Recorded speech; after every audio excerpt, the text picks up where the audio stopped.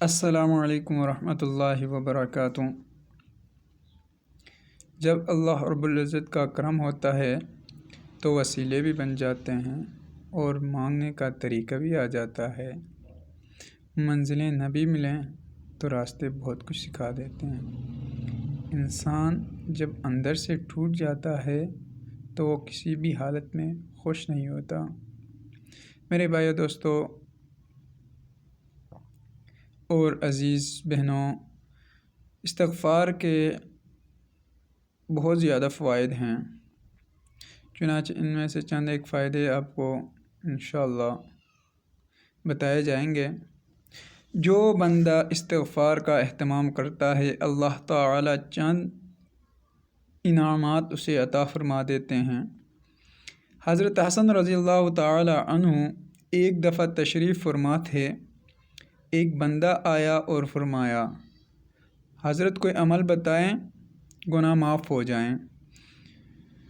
تو حضرت حسن رضی اللہ تعالی عنہ نے فرمایا کہ جاؤ اور استغفار کرو۔ ایک بندہ آیا اور فرمایا، بڑی تمنا ہے کہ میرا بیٹا ہو، کوئی ایسا عمل بتائیں کہ اللہ رب العزت اولاد نرینہ عطا فرمائیں۔ تو حضرت فرمایا کہ استغفار کرو۔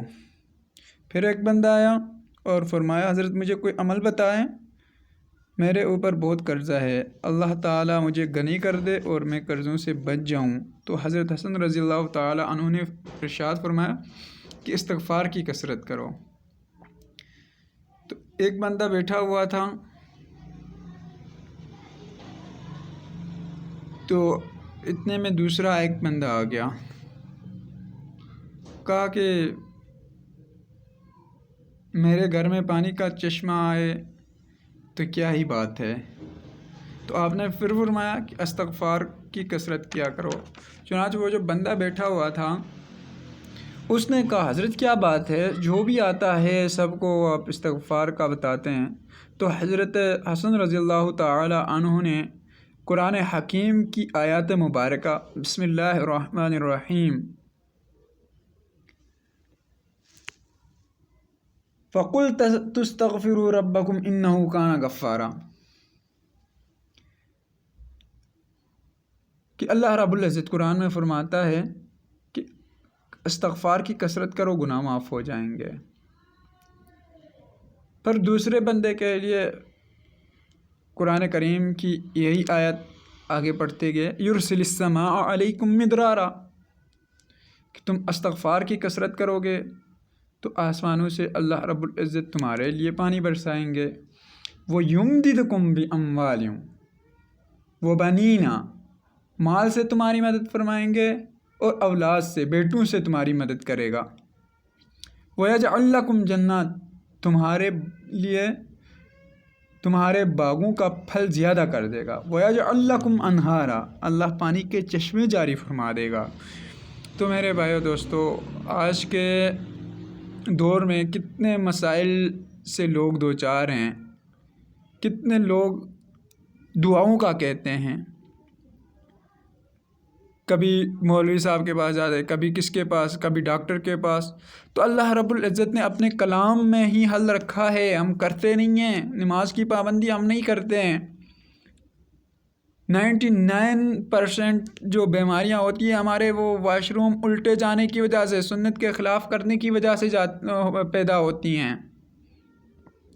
چنانچہ ہم جب بیت الخلاء میں جائیں، ٹوائلٹ میں جائیں، واش روم میں جائیں تو ہمارا سر ننگا نہ ہو، ڈھکا ہوا ہو، ٹوپی پہن کے جائیں یا خواتینیں تو دوپٹہ اوڑھ کے جائیں۔ اور اسی طرح جب واش روم میں داخل ہوں تو بایاں پاؤں داخل کریں، واپس نکلتے وقت دایاں پاؤں پہلے نکال لیں۔ اور دعا کی کثرت، جاتے ہوئے بھی دعا پڑھنی ہے، آتے ہوئے بھی۔ اللہ رب العزت شیاطین کے شرور سے اور جنات کے شرور سے محفوظ فرمائیں گے ہمیں۔ جب ہم ننگے سر جاتے ہیں اور الٹے پاؤں جاتے ہیں یہ خیال نہیں کر کے کون سا پاؤں ہم نے اندر پہ لے جانا ہے، تو پھر یہ بیماریاں پیدا ہوتی ہیں۔ کیونکہ یہ جب ہم دعا پڑھتے ہیں سر ڈھکا ہوا ہوتا ہے تو ہمیں جنات نہیں نظر آتے ہیں، جنات کو ہم نہیں نظر آتے ہیں، تو پھر وہ جنات ہمیں کوئی نقصان نہیں دے سکتے ہیں۔ اگر ہم یہ عمل کریں گے، اللہ رب العزت کے نبی کے بتائے ہوئے طریقوں پہ اپنی زندگی میں جو طریقے ہیں آپ صلی اللہ علیہ وسلم کے لائیں گے، تو اللہ رب العزت ہمیں کامیابی عطا فرمائے گا۔ امید کرتا ہوں کہ انشاءاللہ اس ویڈیو سے آپ کو بہت فائدہ ہوا ہوگا، تو اس کو آگے آپ نے شیئر کرنا ہے، دوسرے اپنے بہن بھائیوں تک، مسلمانوں تک پہنچ